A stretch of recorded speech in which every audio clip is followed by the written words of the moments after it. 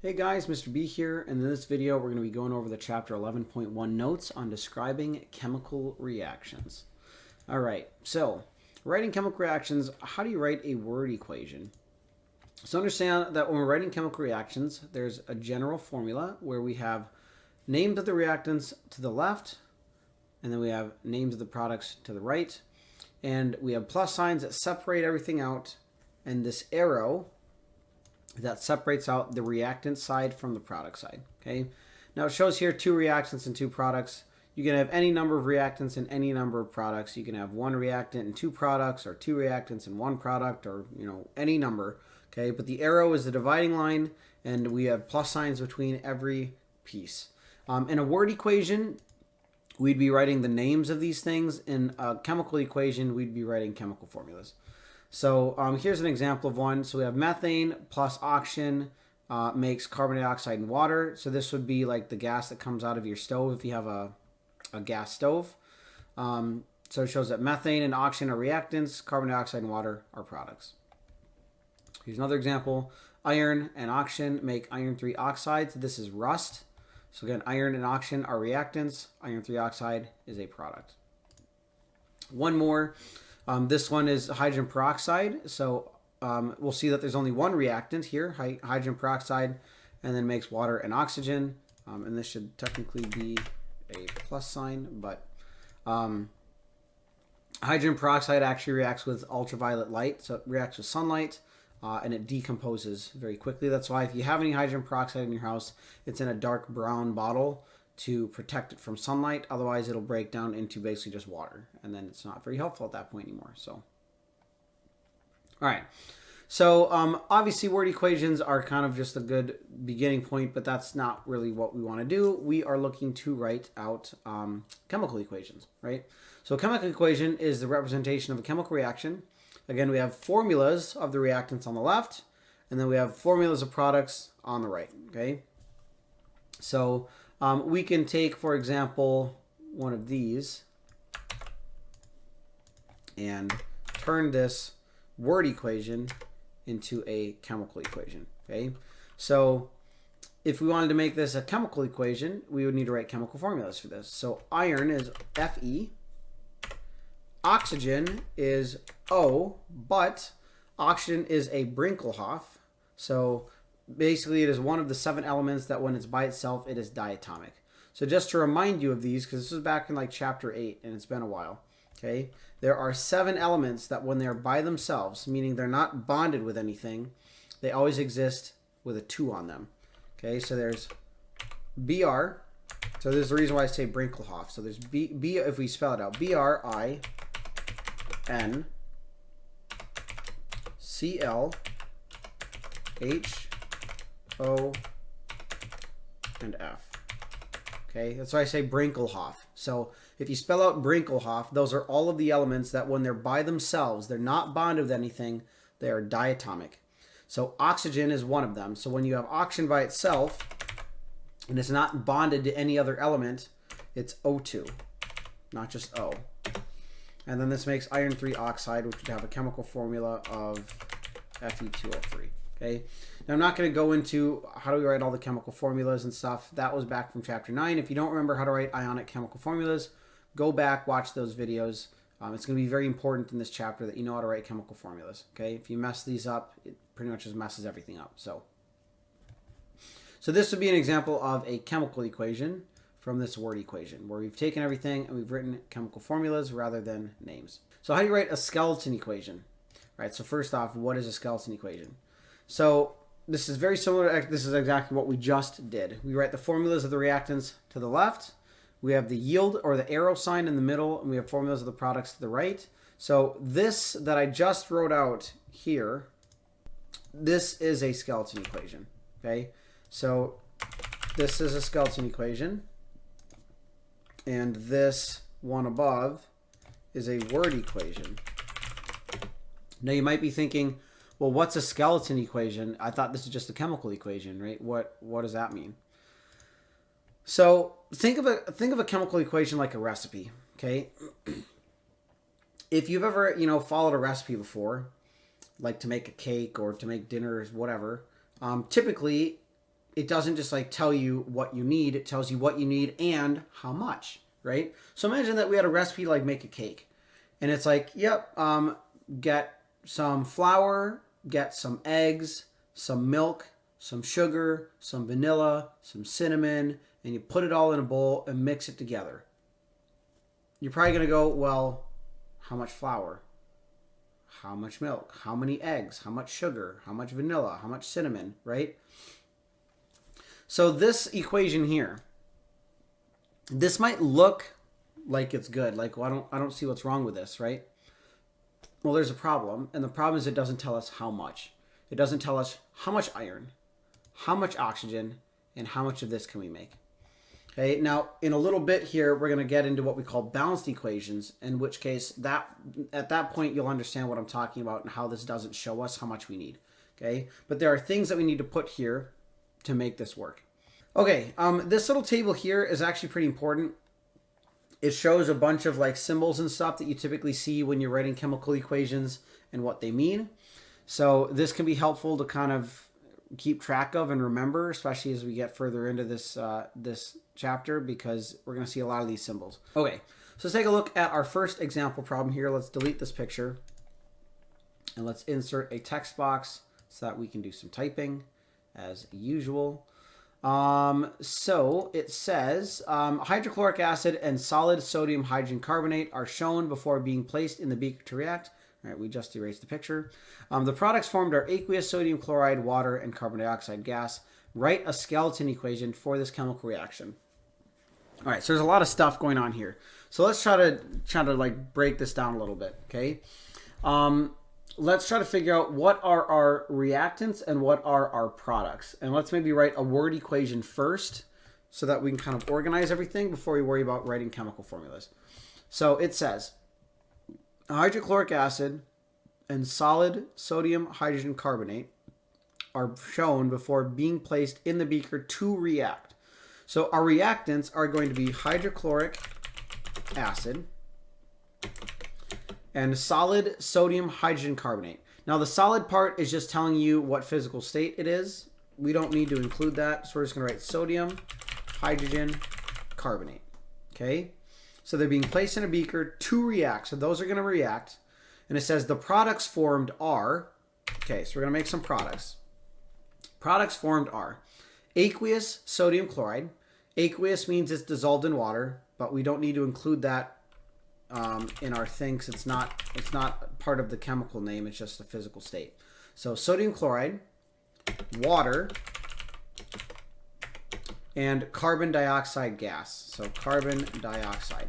Again, it's a gas. We don't need to include that in its name. It's not part of anything in particular. So all right, this is what we have. Let's see if we can make this a little bit wider so it fits on one line. Very close. Right? What if we make the font a little bit smaller? There we go. I want to fit it all in one line so it's easier to see. All right, so here's what we got. Okay, so here's our reactants on the left. Here's our products on the right. We need to write a skeleton equation. So that means we need to write the chemical formulas for all of these things, and then that would be it. We're not going to balance it. Okay, so hydrochloric acid. All right, so we need to go back to remembering how we write chemical formulas again. So hydrochloric acid, any acid starts with H, okay, and H is always going to be H+. And hydrochloric means that the ion in this case is going to be chloride. Okay, so remember, my ride has hydrolix. So HCl, I'm sorry, H+ bonded with Cl-. Okay, that's hydrochloric acid. So this is going to be HCl. Positive 1 H, negative 1 Cl, 1 and 1, they bond together. So that's the first one. Sodium hydrogen carbonate. All right, so this one sounds confusing and scary, but we have sodium, which is Na. That makes a charge of +1. Hydrogen carbonate is a polyatomic ion. It is on the back of your periodic table. Okay, so if you have your periodic table on hand, it is on the back. However, it is called bicarbonate, not hydrogen carbonate, but it's the same thing. So does HCO3 has a charge of -1. Okay, so that is hydrogen carbonate. So when these two bond together, we have Na positive 1, HCO3 negative 1. Those are just bond 1 and 1. They just bond together because their charges already balance each other. Then we have sodium chloride. All right. So sodium is Na, charge of +1. Chloride is Cl, charge of -1. Those would bond together, NaCl. Then we have water. Most of us know that water is H2O, so I don't need to probably go into that one. And then lastly, we have carbon dioxide. That is a molecular compound. So we have carbon, which is C, and then dioxide. So oxide is oxygen, and di means we have two of them. Okay, so this here is our chemical formula. Okay, or this is our skeleton equation right here. This is our final answer. Okay, that's what we're looking for. So let's, I don't know how I highlight, maybe I just highlight this. Let's highlight it in blue, I guess. There we go. Okay, that's our final answer. That's what they're looking for. We have all of our products written, all of our reactants written, separated by arrows, plus signs, all that stuff, and we're good to go. All right. All right, so balancing chemical equations. So what are the steps in writing a balanced chemical equation? So first off, let's understand what is a balanced equation and why do we need it. So first, we're going to write a skeleton equation, which we just did in the previous problems. Okay. Then we're going to use these numbers called coefficients to balance the equations that obeys the law of conservation of mass. So what are they talking about here? All right, so let's go back to the previous example that we were dealing with before of this iron reacting with oxygen to make rust. Okay, and this is going to make more sense. So let's take a look at this reaction. So if we were to use like molecules to represent these things, okay, we have one iron atom on the left-hand side of our reaction. And we have reacting with two oxygen atoms, right? So we have one iron here reacting with two oxygens here. And on the product side, after these things have reacted with each other, we now have two irons and we have three oxygens. Now, maybe for someone who, of course, doesn't know chemistry very well, you might go, well, I don't see what the problem is. Here's the problem. We started with two irons. I'm sorry, we started with one iron. And on the product side, we have two. Where did the second iron come from? Now, the law of conservation of mass, as most of you probably heard before, says matter cannot be created or destroyed in a chemical reaction, right? You can't make matter out of thin air. And you also can't just erase matter either, just like delete it from existence. So where did this extra iron atom come from? We only had one to begin with. How do we have two? We can't just make another one magically out of nothing.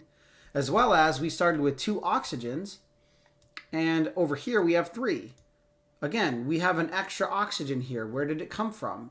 It could have just like popped into existence, and we didn't like turn iron into our oxygen into iron, right? That would be alchemy, and that doesn't work either, right? We already learned way back earlier in this course that you can't turn one element into another element in a chemical reaction, right? John Dalton came up with that. So clearly there's something going on here that is not right. And the issue is the numbers of how many irons we have and how many oxygens. With the way we've written it, it looks like we have one iron reacting with two oxygens, and we make this 2 iron, 3 oxygen compound. That's not the ratio. That's actually not how it works. We actually are missing some numbers, okay? So this skeleton equation is like a recipe that someone has written, and they forgot to tell you how much of each thing that you have. So it looks like it's normal, but it's actually not, okay? So we need to balance this. And to balance it, we need to have the same number of things on each side of the reaction. So to do that, we are going to use coefficients, which are these big numbers that we put in front of things in a reaction to then tell us how many of each one we have, right? So if we made a list on the left-hand side of how many things we had one iron and 2 oxygens. And on the right, we have 2 irons and 3 oxygens. Okay, so we need the same number of ions and the same number of oxygens on both sides. So to fix this, let's just write this down below here real quick so we can do it on this one. So to fix this, we need to have 2 irons on the left. So if we put a big 2 in front like this, okay, and we'll do it down here down below. If we put a big 2 in front of the irons, that gives us 2 irons. Because it's going to multiply. 2 times 1 iron, that gives us 2 irons. That bounces out with the 2 on the right. Okay. As for the oxygens, we have 3 on the right and only 2 on the left. So those are not the same. So if we put a 2 in front of this, this will multiply the oxygens to give us 6. And that is a number that 2 on the left can multiply into as well. So if we put a 3 in front of this oxygen, that will multiply those oxygens to also be 6. Okay. Now this changes our number of irons. Here we originally only had 2, but now that we put a 2 there, that gives us 4. On the left-hand side, we had a 2, and, oh, sorry, I should put it there, I guess. On the left-hand side, we had only 2, but now we need to change that to a 4. Okay, so if we do this, we'll see that we have 4 irons here and 4 irons here. Those are the same. We have 3 oxygens here. I'm sorry, we have 6 oxygens here, and 2 times 3 gives us 6 oxygens there. And now we have the same number of atoms on both sides. Okay, so before we were looking at a reaction that looked like this, that basically looked like this bottom one, where it looked like it's like, okay, we have 1 iron reacting with 2 oxygens to make this, one thing. That's actually not true. It's more like we have 4 irons reacting with 6 oxygens to make 2 of these compounds in the end. That's really what's happening. Okay, so this down here below is like your actual real recipe where it's telling you, yeah, well, you don't just take like some flour and some sugar and milk and you make a cake. You take 4 cups of flour and 3 cups of sugar, and that will make you 2 cakes. That's really what's going on. Okay, so this is what we call a balanced chemical equation. So here's just another example where we are using coefficients. Again, those are the numbers, these big numbers out in front of everything to show you how many of each thing you have. This is just a simple little thing here to show how you make a bicycle. You take 1 frame, 2 wheels, 1 handle, 2 pedals, and you make 1 product with a chemical formula that looks like this, and that would be 1 bicycle. Okay? So this is, again, a balanced chemical equation. These coefficients are these big numbers that we're putting in front of everything to show how many that we have. So notice the difference here between the subscripts, which are the little 2's written down below things, and the coefficients, which are the big 2's written in front of things. Okay? Small 2's, subscripts, are telling you that these are like together, like bonded together, right? There's 2 of them, they're bonded together. Whereas coefficients tell you that there are 2 separate things. Okay? So it's kind of like grammar. You got to understand the grammar. So this shows you an example of a chemical reaction that would be balanced. And this one actually just happens to be balanced on its own. But we have the same number of atoms on both sides. We have 1 carbon atom on the reactant side, 1 carbon atom on the product side.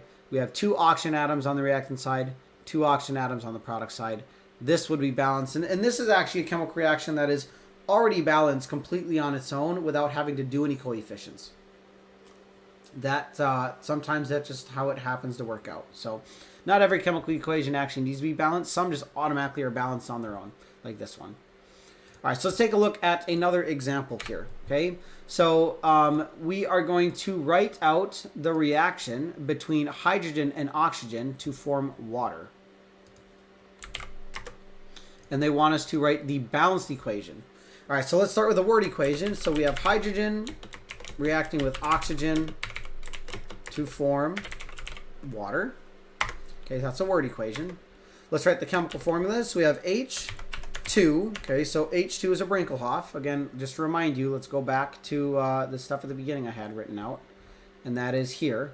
Okay, these are all the elements that when they are by themselves, they are diatomic. There needs to be a 2 on them.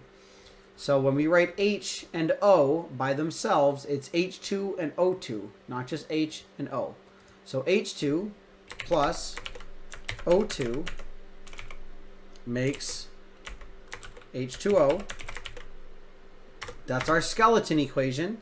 And we know it's a skeleton equation because if we count how many things we have on each side, we have 2 hydrogens here and 2 oxygens on the reactant side. On the product side, we have 2 hydrogens and 1 oxygen. So this is a skeleton equation because things are not balanced. Okay, so this is a word equation. This is a skeleton equation because things are not balanced. So our balanced equation,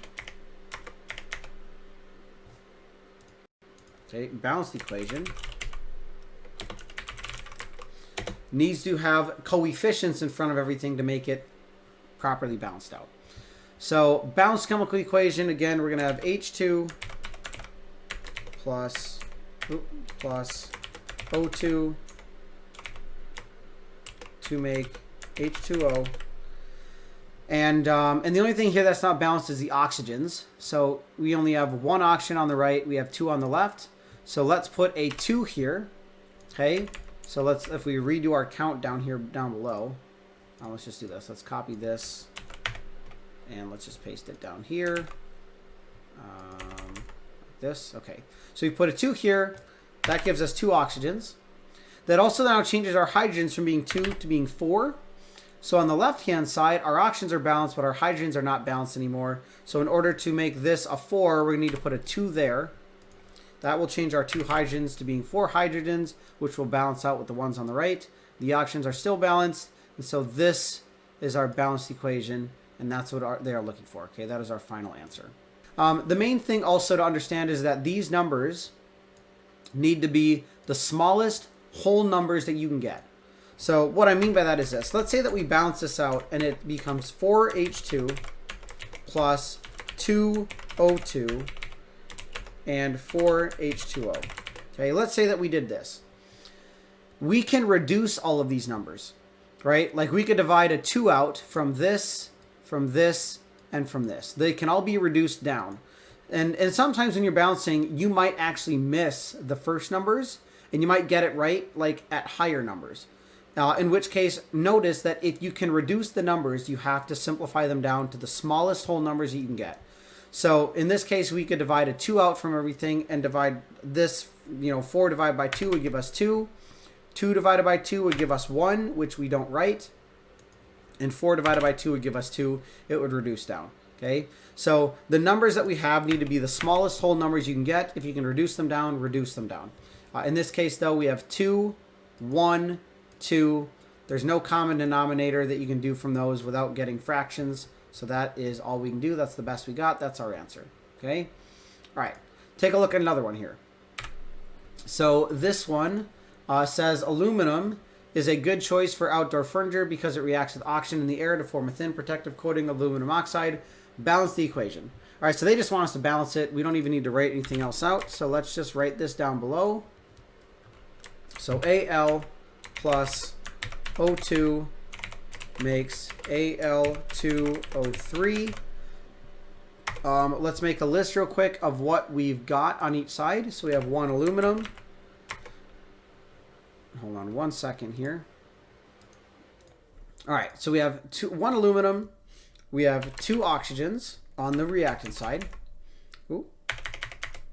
On the product side, we have 2 aluminums. And we have 3 oxygens. So we can see that the aluminums and the oxygens are not balanced. So to balance this out, let's balance the aluminums first. On the product side, we have 2. On the reactant side, we only have 1. So let's put a 2 there. Okay, that will give us 2 aluminums. Now that balances the aluminums, but it doesn't balance the oxygens. Okay, now we have 3 oxygens here and 2 there. We cannot multiply 2 by anything to make it a 3, or at least not a whole number. So instead, let's think of what is the first number that 2 and 3 both multiply into. That would be a 6. So if we put a 2 here, that will multiply the oxygens by 2. So instead of having 3, we'll have 6. That's also going to change our aluminums from being 2 to 4. We'll fix those later. Okay, let's balance the oxygens still first. So here we had 2 oxygens. We need to make it 6. Let's put a 3 there. That will then give us 6 oxygens. And so that balances the oxygens out. And then lastly, we got to balance the aluminums. So here we have 4. So let's change this 2 to being a 4, which will then give us 4 aluminums like that. And then everything is balanced out. Okay, so our balanced equation is going to be this one written here up above, which is 4 aluminums, 3 oxygens, and we make 2 of this product. Something like that. Okay, so this is what we're looking for right there. And we'll delete that. All right. So there are just, I think, some more practice problems here. Again, I have a video of me going over these, so if you need help on those, go watch that video. But that is it for this section of notes.